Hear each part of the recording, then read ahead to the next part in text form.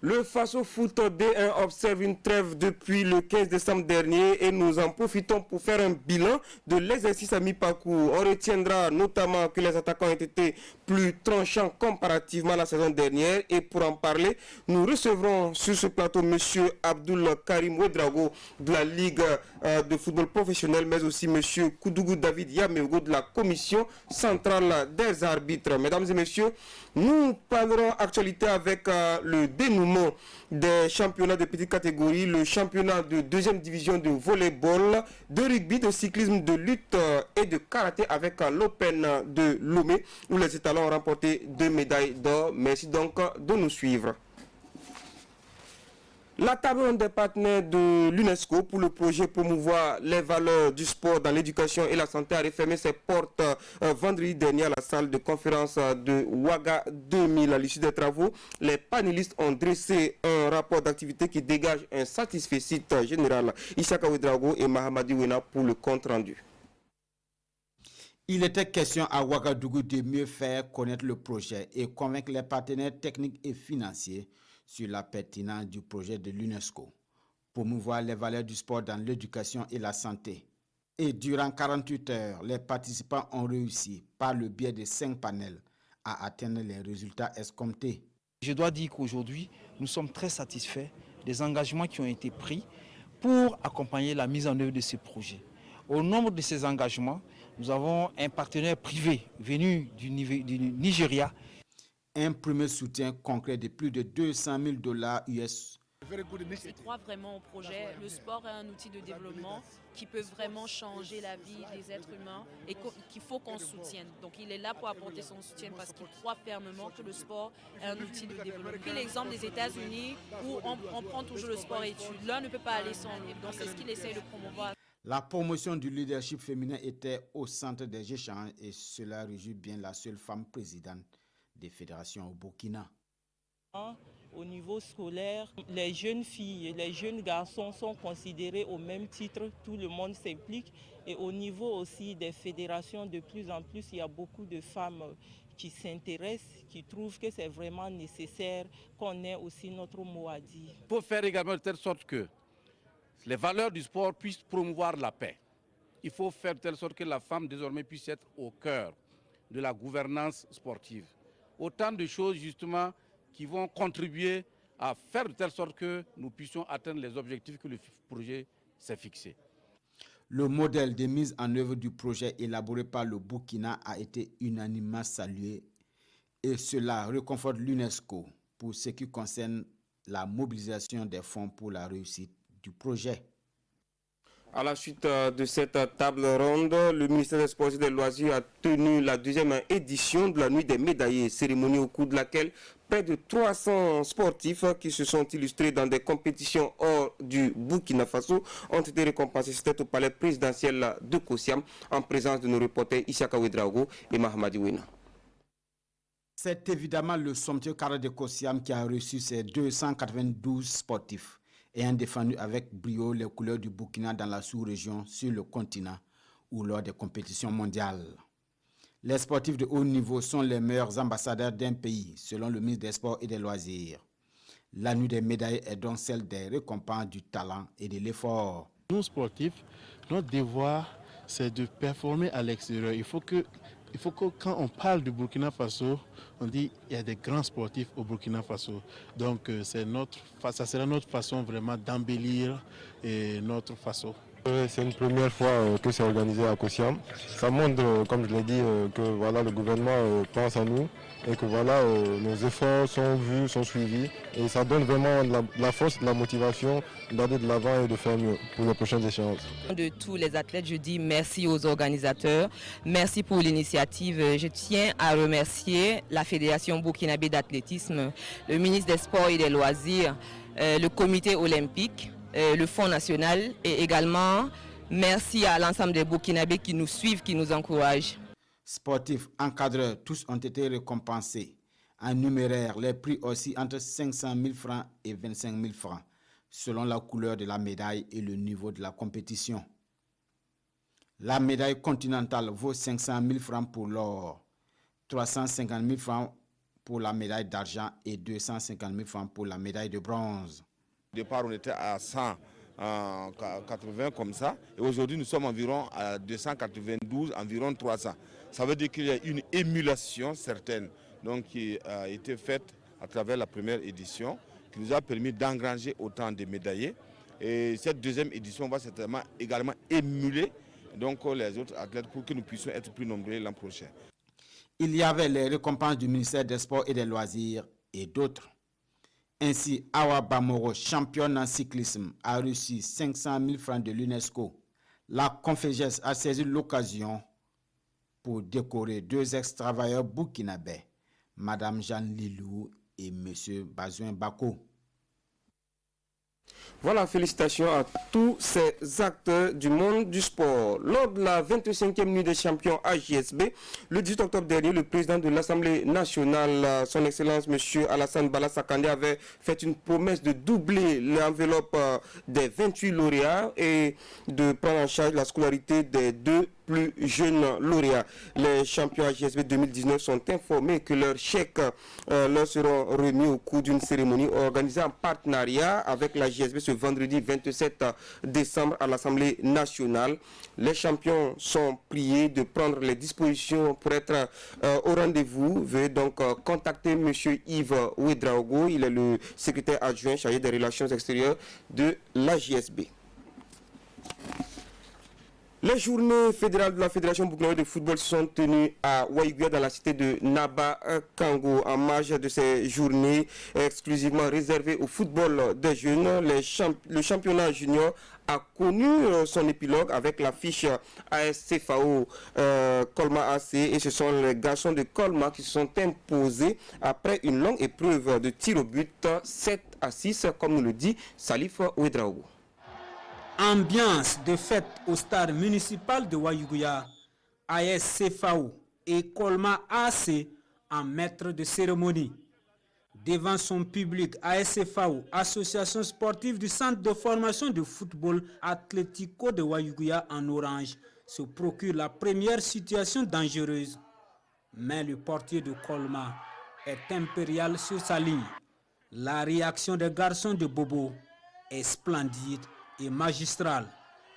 Draman Ouedraogo sur ce coup franc ouvre admirablement le score à la 26e minute avant que Abdoulaye Traoré ne fasse taire le municipal en doublant la mise. 2-0 à la pause pour Colma AC.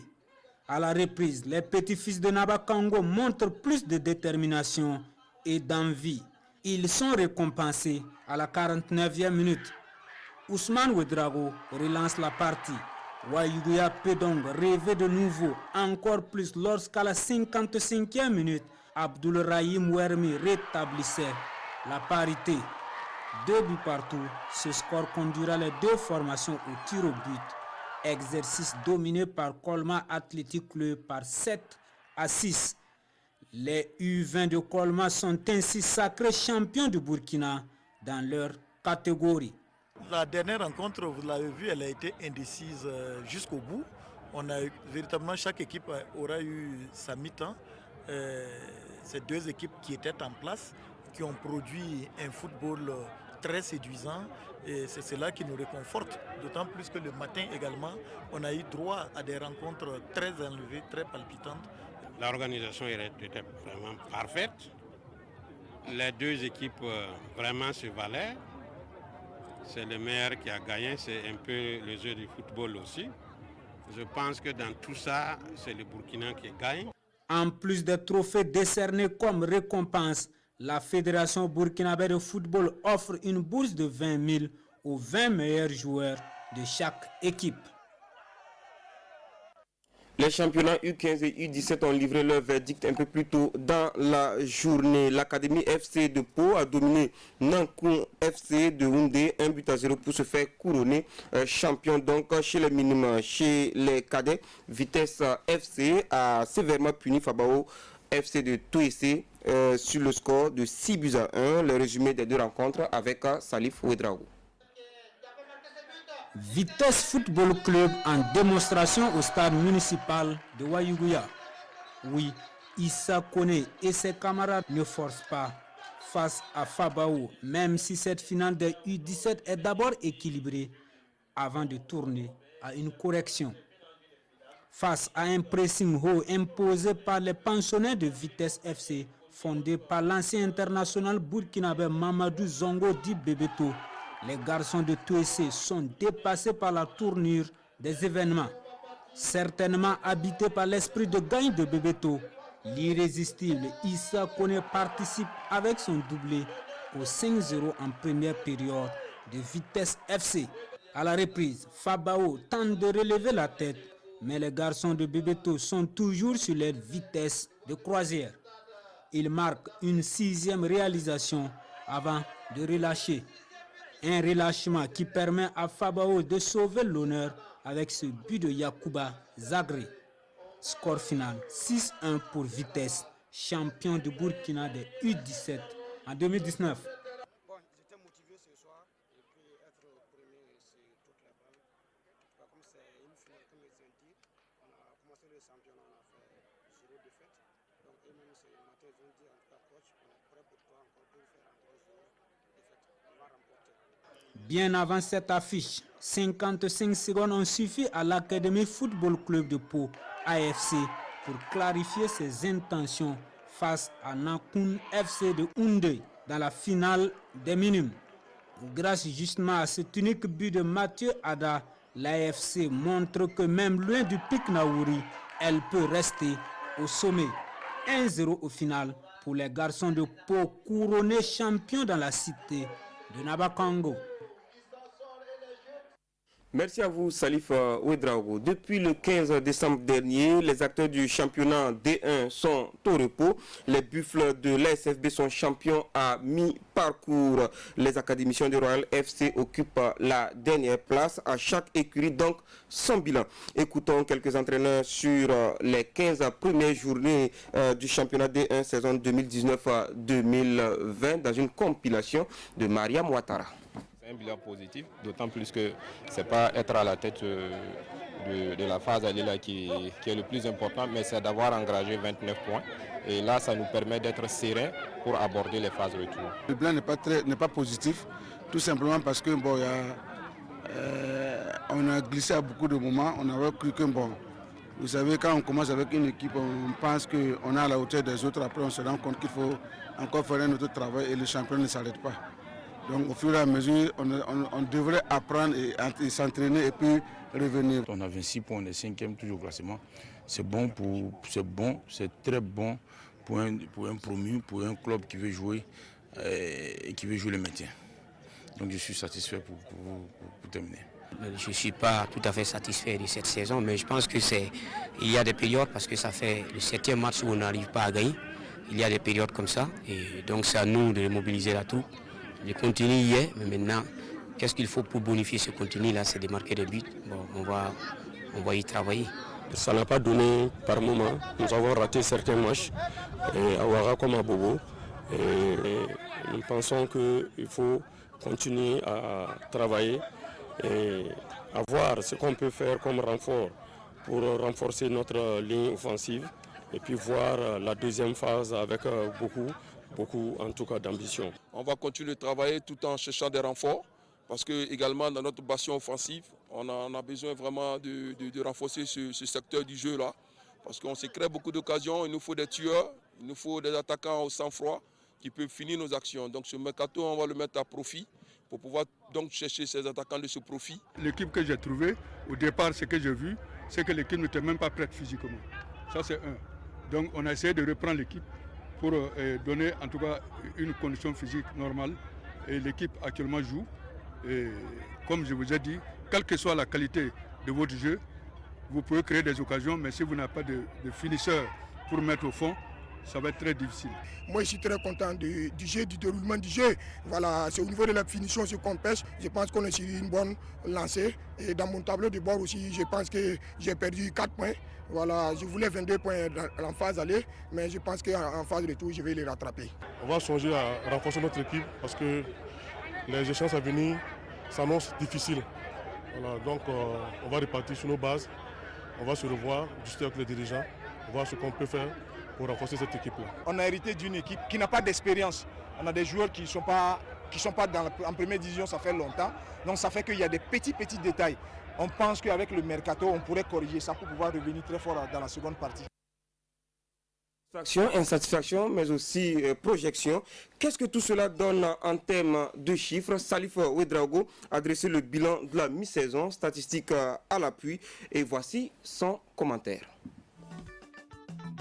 242 buts ont été inscrits en 120 matchs au cours de cette première partie de saison, soit une moyenne de 2,02 par match, pulvérisant ainsi le record de la saison dernière qui était établi à 1,86 buts par match.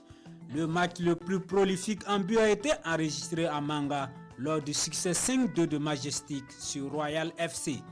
Avec 22 réalisations, la 9e journée est la plus spectaculaire en but, contrairement à la première où seulement 11 buts ont été inscrits. Le premier but de la saison a été marqué à Manga le 17 août dernier par Stephen Santos à la 16e minute face à l'AS Fagninega. Mais les meilleurs canonniers sont deux Sawadgo, Alassane de l'ASFB et Seydou de l'AS Fagninega, auteurs chacun de 7 réalisations, soit un de moins que le duo Assami Sassanda et Cheikh Djibril Ouattara, 8 buts chacun au même stade l'année dernière. Avec ses 25 buts inscrits, l'AS Fonctionnaire de Bobo détient la meilleure attaque de ce championnat et en même temps, elle incarne la meilleure muraille avec seulement 8 buts concédés, grâce notamment à ses 4 clean sheets consécutifs réalisés entre la 4e et la 7e journée. 85 victoires enregistrées sur les 120 rencontres. L'ASFB, Salitas Football Club et Majestic Sporting Club ont remporté chacun 9 succès. La meilleure série de victoires en cours est celle de Majestic. 5 victoires d'affilée. La seule équipe à réaliser une telle performance dans ce championnat cette saison. Sur les 35 matchs nuls de cette première partie de l'exercice, l'on a enregistré seulement 14 nuls blancs, soit 8 de moins que la saison écoulée. Le titre honorifique de champion à mi-parcours du Faso Foot revient à l'ASFB. Depuis le retour de la poule unique en 2-1 en 2013, seul l'AS Fagninega en 2013 et le RCK de Kamou Malo en 2016 et 2017 ont été couronnés en fin de saison, après avoir été leader à mi-saison. À l'autre extrême, le Rail Club du Kadiogo est lanterne rouge, mais il peut s'inspirer de l'exploit de l'USO lors de la saison passée pour se maintenir. Voilà, merci Salif Ouedraogo. Acteur majeur et incontournable dans le Faso Foot, souvent décrié, parfois menacé, les arbitres burkinabés vivent des situations pas toujours faciles dans les championnats, des simples critiques aux contestations houleuses. Le constat a fait l'objet d'une initiative de dossier par votre service des sports. Immersion dans le microcosme arbitral burkinabé, c'est avec toujours Salif Ouedraogo. Scène de protestation, accusation. L'arbitrage de ce soir était une catastrophe. Chaque fois, c'est des arbitrages chaque fois avec leur comportement bizarre. Et je dis et je répète, c'est à cause de l'arbitrage que certains de nos stades sont suspendus. Ou des matchs joués à huis clos. Menace. Il y a des preuves contre certaines choses. En tout cas, si ça continue, je serai obligé de faire sortir certaines choses. Et parfois de longues minutes d'attente avant de regagner les vestiaires. Sinon, quand tu viens au stade et puis tu entends ce que les gens disent dans les tribunes sur les arbitres, ça ne t'encourage pas à y aller. Voilà le spectacle souvent servi aux arbitres du Faso Foot. L'arbitrage ne peut pas faire l'unanimité. Que ce soit ici, que ce soit à la CAF, que ce soit à la FIFA. La contestation est un point important dans le football et cela doit se faire de façon légale. Et vous voyez, comme si les arbitres n'ont pas droit à l'erreur, ben, c'est ça aussi le football, parce que quand l'entraîneur il fait un mauvais classement, il y a la défaite. Et quand au niveau donc, des dirigeants on fait un mauvais recrutement, ça aussi c'est des erreurs. Bon, dans le jeu, ça arrive. Mais moi je pense qu'il ne faut pas trop fouetter les arbitres. Mais moi je pense que dans l'ensemble, l'arbitrage au niveau du football burkinabé est en nette progression. Voilà. C'est vrai, c'est des hommes, c'est des individus comme nous. Ils ne peuvent pas être parfaits dans tout ce qu'ils vont faire. Le 11 novembre dernier, alors que son équipe venait de perdre face à l'AS Douane, Idrissa Congo, entraîneur de l'AS Police à l'époque, pointait du doigt l'arbitrage. Ce n'est pas de ma nature de parler de l'arbitre, mais malheureusement l'arbitre a été un acteur très influent dans le match. Loin de ses bases à Ziniari, le 1er décembre 2019, l'étoile filante de Ouagadougou s'est inclinée 2-1 devant l'AS Police avec un but refusé aux stylistes, chose qui n'a pas plu aux supporters.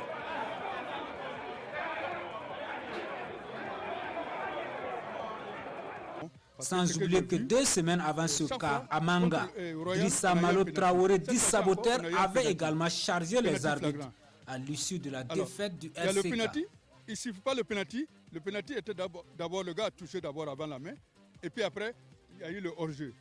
Il siffle à tort ou à raison. Sauf erreur de ma part, j'ai vu que le joueur courait, et lorsqu'un athlète court, il y a un mouvement des mains qui doit balancer. Le ballon est d'abord venu, nous pouvons expliquer la distance là, il y a un effet de surprise et vous voyez que le joueur essaye même d'éviter le contact du ballon à la main.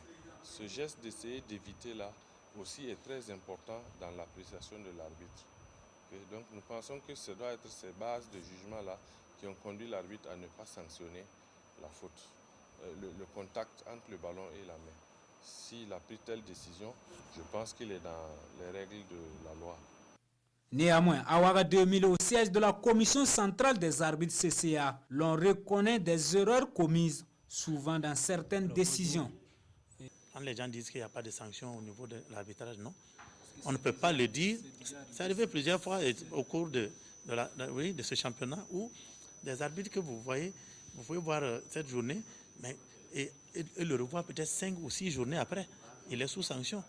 Ou s'il est indisponible, voilà, je ne dis pas non, mais souvent, la plupart du temps, ils sont sous sanction. Justement, ces sanctions ne sont pas exposées sur la place publique, car selon la CCA, elle veut protéger ses hommes. Si donc on doit publier sa sanction, je me dis que ça ne va pas l'honorer, ça va le suivre durant toute sa carrière. Voilà pourquoi, quand il y a des sanctions où la CAF ou la FIFA ont eu une main forte là-dessus, généralement, ces arbitres-là ne reviennent plus. Malgré ce climat de méfiance, les arbitres burkinabés font parler d'eux en bon sur la scène continentale. Et pour certains observateurs, il faut apprendre plutôt à encourager ces hommes. Donc pour moi, ça passe par là. Et il faut aussi sensibiliser et faire en sorte que des arbitres aussi montent au niveau de l'échiquier continental, international, pour galvaniser les autres à suivre leur pas. C'est ça aussi la récompense qui est devant, parce qu'il n'y a pas de gros sous devant, il y a des honneurs. Sinon, de nos jours, les arbitres sortent, font des matchs et ils sont bien appréciés. Et quand ils sortent comme ça, la CCA met tout en œuvre pour pouvoir avoir une idée sur leur prestation. Ça, c'est bien. Il faut vraiment qu'on essaie d'aller à l'école des règles du football qui évoluent très très vite, et ça c'est important. De toutes les façons, à la Commission centrale des arbitres, les formations et les stages s'enchaînent pour améliorer et maintenir les arbitres au parfum des évolutions dans les textes de jeu, ce qui leur permet sans doute de supporter les pressions. Lorsque vous reprochez de rien, celui abuse, qui abuse là, il y a des fois de se plaindre. Et on souhaite que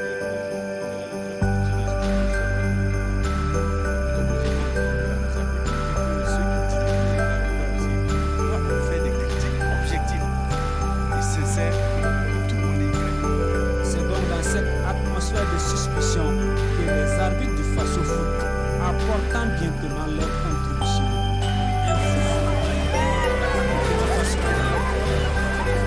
voilà, un dossier signé Salif Ouedraogo. Et on a sur ce plateau le président de la commission centrale des arbitres, M. Koudougou David Yamego. Bonsoir. Bonsoir. Et merci de répondre favorablement à notre invitation. Également sur ce plateau, M. Abdoul Karim Ouedraogo de la Ligue de football professionnel. Bonsoir. Bonsoir. Alors, on va tout de suite, avant de revenir à l'arbitrage, on va parler du championnat national de football de première division qui observe une trêve. Alors, on a vu les bilans tirés par des entraîneurs. Quelle appréciation du niveau de vous faites au niveau de la Ligue nationale de football? Au niveau de la Ligue de football professionnel, nous sommes vraiment satisfaits du niveau de la compétition parce que au cours de cette saison, on a été un peu handicapé par le manque d'infrastructures sportives. Vous savez que depuis le 1er décembre, le stade municipal est en réflexion, la pelouse est le 1er octobre. Donc ça réduit un peu la capacité de programmation de nos matchs sur des terrains de grande qualité. Donc ce qui fait qu'on a dû programmer certains matchs à Zinaré ou sur le terrain d'entraînement. Donc dans l'ensemble, je pense qu'on a pu quand même dérouler le championnat. Les équipes montré leur bilan, chaque équipe a montré ses capacités et nous sommes particulièrement satisfaits parce qu'on est orienté vers l'offensive. Et ce qui est intéressant, parce que les statistiques montrent que on marque de plus en plus dans notre championnat, ce qui est vraiment intéressant. Bon, au niveau de cet aspect comme l'adhésion du public, l'affluence dans les stades, c'est inférieur à la saison écoulée parce que quand on joue sur le terrain d'entraînement, on n'entraîne pas aussi de monde que lorsqu'on joue par exemple au stade municipal. Le fait qu'on délocalise les matchs de Ouaga à Zinaré fait que certaines équipes ne peuvent pas amener leurs supporters à Zinaré. Et c'est pour cela que pour la seconde période, la seconde moitié donc, du championnat, on ne voit plus Zinaré dans la programmation. Bon, en réalité, si vous regardez dans la première programmation, il n'y avait pas Zinaré dans la programmation. C'est au fur et à mesure, lorsqu'il y a des difficultés, qu'on programme les matchs à Zinaré. Donc ça ne veut pas dire qu'on ne l'a pas programmé certains matchs, compte tenu de la disponibilité des infrastructures. Il se peut qu'on programme des matchs à Zinaré, comme on le fait à Manga et puis sur d'autres terrains. Mais nous espérons que à la mi-février, nous allons avoir le stade municipal et ça va faciliter la programmation. D'accord. Donc avant de revenir, on va parler de l'arbitrage. On a suivi le dossier de Salif Ouedraogo et il y a beaucoup de plaintes. Monsieur Yameru, alors comment vous vivez cette situation-là? Comment vous appréciez la vision d'ensemble des observateurs du face au foot? D'abord, je pense que c'est un très bon dossier qui a été très bien monté. Ça traduit ce que les gens pensent de l'arbitrage et ça ne me surprend pas. C'est vrai que le Burkinabé, de façon globale, il n'aime pas perdre. Et malheureusement, très souvent également, dans nos défaites, nous ne cherchons pas les vraies raisons. On peut faire accuser tout de suite. C'est vrai, il y a, comme certains d'entre nous, il y a des erreurs d'arbitrage. Et toutes les composantes qui contribuent à la manifestation du jeu, chaque composante fait des erreurs. Je crois que c'est Cruyff qui a dit que le résultat du match, c'est la somme des erreurs. Partant de cela, il est tout à fait normal pour nous qu'il y ait aussi des erreurs de la part des arbitres. Globalement, nous avons réussi notre première phase du championnat. D'abord, il n'y a pas eu un match qui n'a pas atteint son terme. Ça, c'est déjà une bonne performance. Deuxièmement, si nous prenons les 120 matchs de la première division, sur les plaintes, il n'y en a pas 15. Ça veut dire qu'on a quand même un bon ratio. Ensuite, la première division, c'est la consécration de notre championnat, c'est l'élite.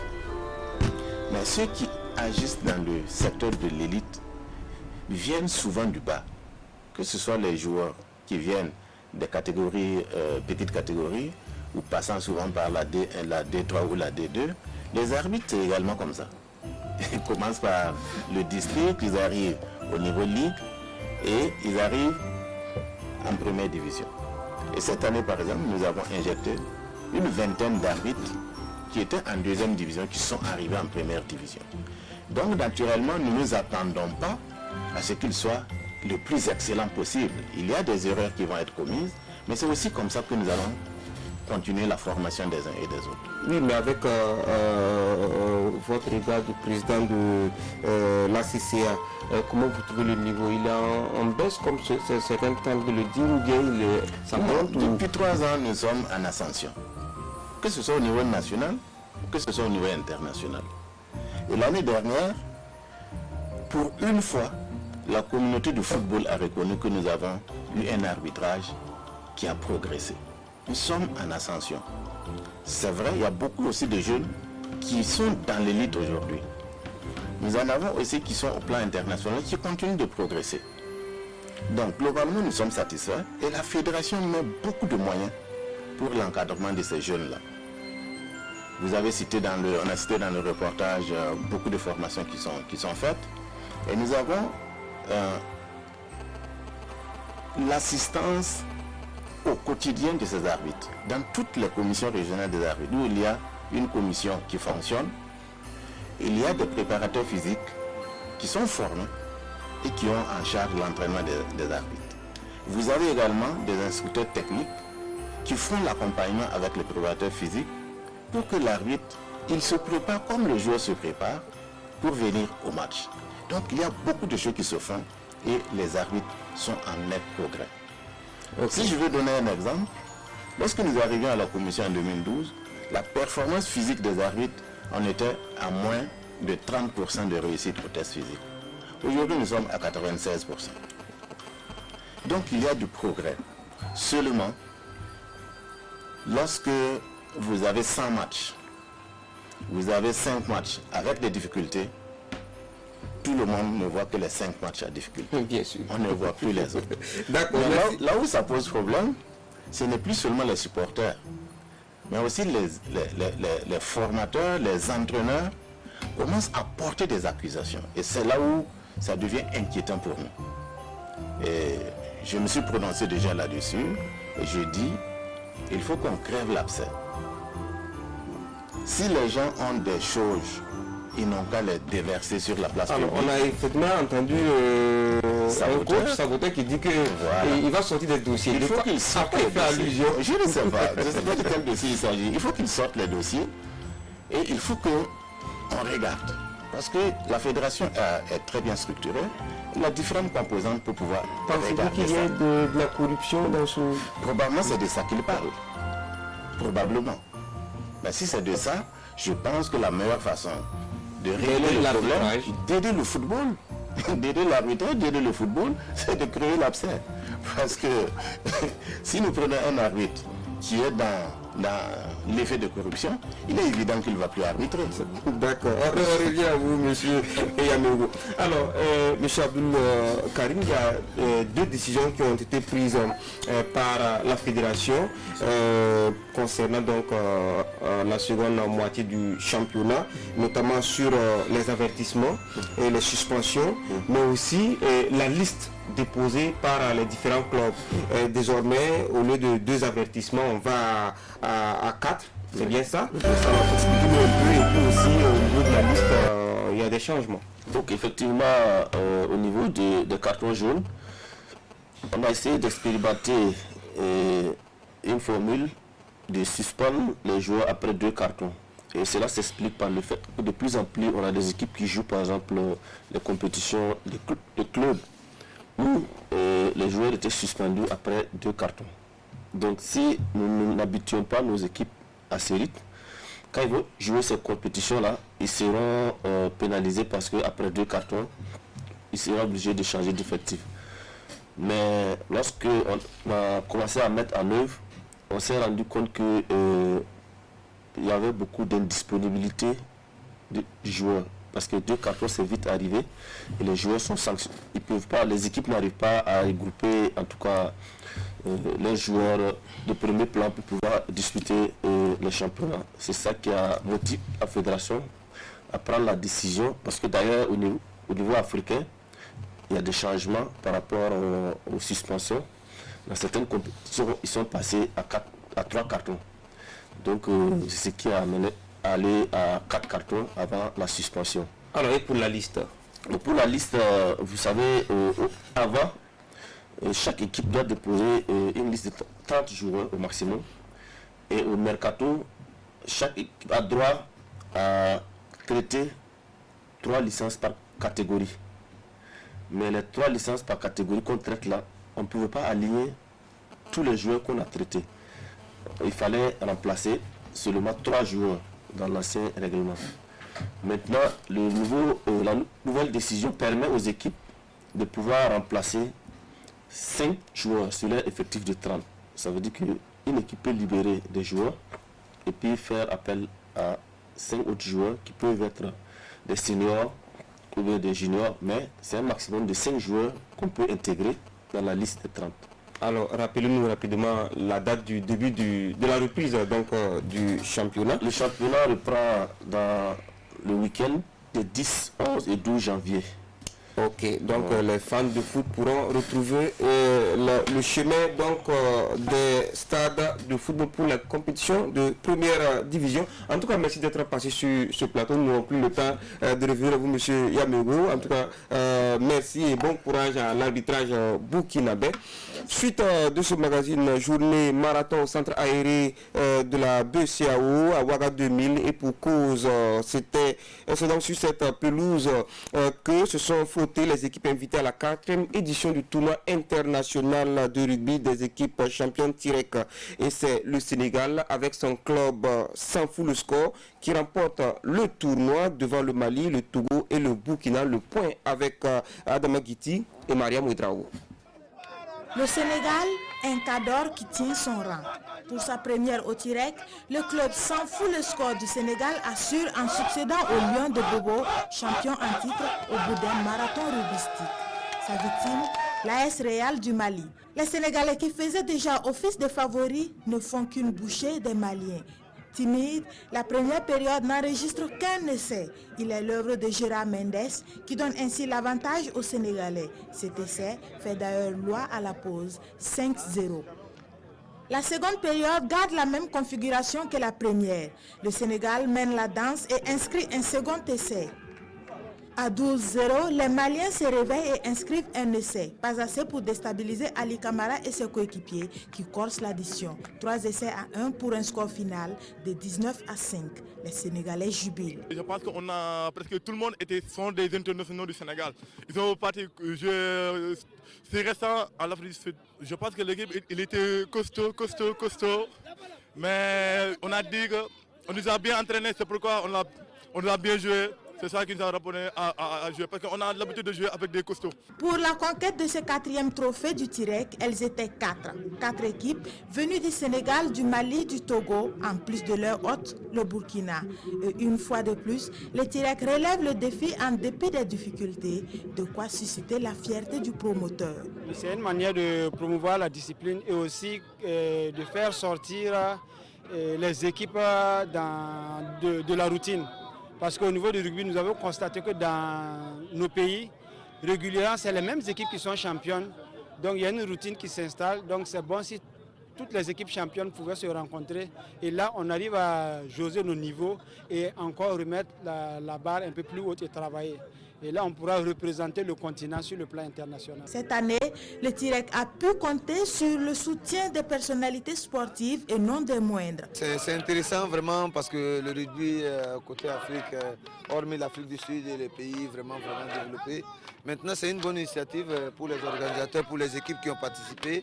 Je félicite les champions et toutes les équipes qui ont participé et dire aux promoteurs de continuer à promouvoir ce sport parce que c'est important, tous les sports, c'est quelque chose qu'il faut accompagner. Le Sénégal repart avec le trophée du 4e Tirek, plus des médailles et des équipements sportifs. Le tout dans une ambiance festive, tout en prenant rendez-vous pour la 5e édition prévue pour décembre 2020.